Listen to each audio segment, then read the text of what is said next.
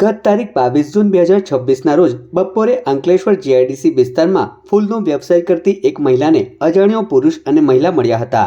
બંનેએ ધાર્મિક વાતો કરી ખાસ વિધિ કરાવવાથી ધંધામાં પ્રગતિ થશે તેવી વાતો કરીને મહિલાનો વિશ્વાસ જીત્યો હતો। ત્યારબાદ વિધિના બહાને મહિલાએ પહેરેલા અંદાજે ₹63,000ના સોનાના દાગીના ઉતરાવી લઈ બંને આરોપીઓ ફરાર થઈ ગયા હતા।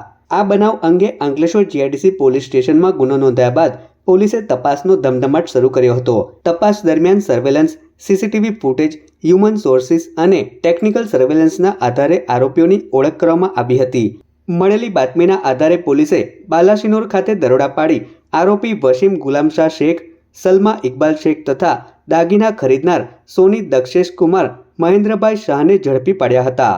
આરોપીઓ પાસેથી આશરે 0.5 ગ્રામનો સોનાનો દાણો, 2.9 ગ્રામની સોનાની રણી, એક મોબાઈલ ફોન અને એક મોટરસાયકલ મળી કુલ ₹1,12,000નો મુદ્દામાલ જપ્ત કરવામાં આવ્યો છે।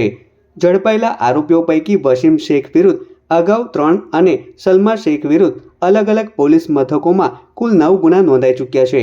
ત્યારે હાલ તો પોલીસે ત્રણેય આરોપીઓ વિરુદ્ધ કાયદેસરની કાર્યવાહી હાથ ધરી વધુ તપાસ શરૂ કરી છે।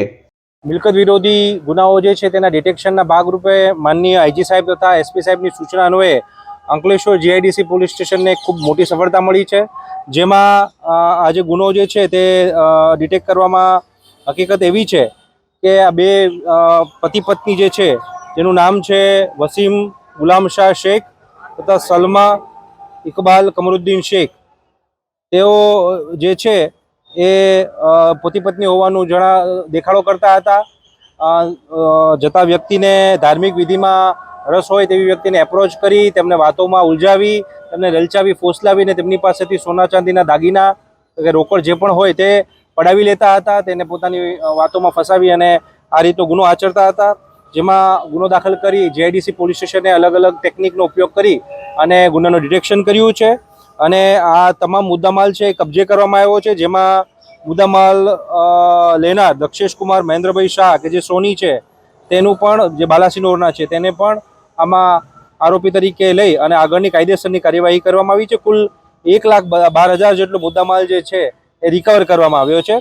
આ બંને વિરુદ્ધ અગાઉ પણ અમરેલી, પોરબંદર, અમદાવાદ વગેરે અલગ અલગ જગ્યાએ 9 જેટલા ગુનાઓ પણ દાખલ થયેલા હોવાનું ધ્યાનમાં આવેલ છે। એટલે એક પ્રકારના હેબિચ્યુઅલ ઓફેન્ડર્સ છે તેવું ધ્યાનમાં આવેલ છે।